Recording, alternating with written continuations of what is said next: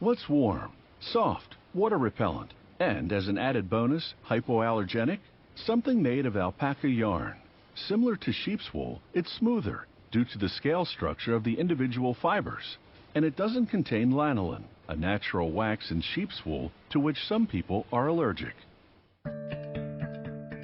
Alpacas come in 22 different colors, ranging from pure white through various shades of beiges, browns, and grays to pure black. Breeders shear their alpacas and sell the fleece, or send it to mills for processing into yarn. White fleece is in greatest demand, and it can be dyed any number of colors. Before sending out the fleece, the breeders pull off hay, leaves, and other stuck-on vegetation. When the fleece arrives at the mill, it undergoes repeated washes with natural soaps until it's pristine. After the fleece air dries, a conveyor belt feeds it into the picker. The machine's toothed drum pulls apart the clumps, a process called opening the fibers. The drum then shoots those fibers into a compartment called the picker closet.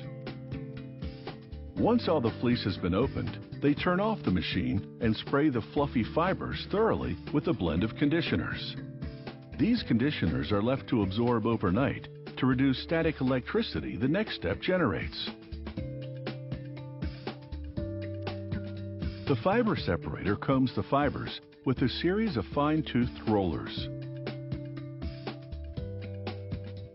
This simultaneously straightens the fibers and separates them by grade. The first set of rollers removes any remaining bits of vegetation, while the second set removes coarse fibers, so that only very fine fibers exit the machine. The next step is to divide these fine fibers into bundles of equal weight.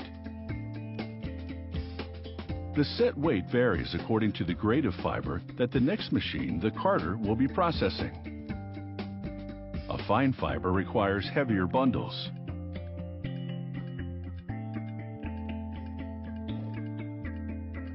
The conveyor belt feeding the carder is marked in sections. They place one bundle in each section. This steady, even input ensures that the machine produces a consistent output. Inside the carder, a series of combs spreads the fibers over a drum, aligning them parallel to each other. This produces a thin, flat layer of fine fiber called web. Web can be stacked in several layers to make batting, the stuffing material in quilts and duvets. Batting can be further processed into felt.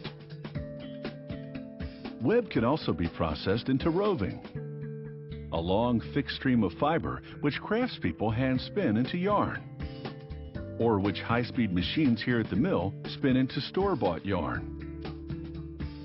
The roving deck on the carder compresses the web into a stream while rotating it to hold the aligned fibers in the snake-like shape. To make what's known as woolen yarn, the roving goes directly to the spinner. However, to make what's called semi-worsted yarn, this machine, called a draw frame, must first combine two or more rovings into a consistent stream called a sliver. The thinner the yarn, the more often the rovings pass through the draw frame. Finally, several slivers simultaneously enter the spinner, which twists each one separately through a combination of pressure and speed. The next machine, called the plier, then forms the yarn by twisting multiple singles together in the opposite direction. Twisting two singles, for example, makes a two-ply yarn. The mill produces different weights of yarn from lace to bulky by varying the volume of fiber per ply as well as the spinning speed. They mount the spools of finished yarn on the skein winder.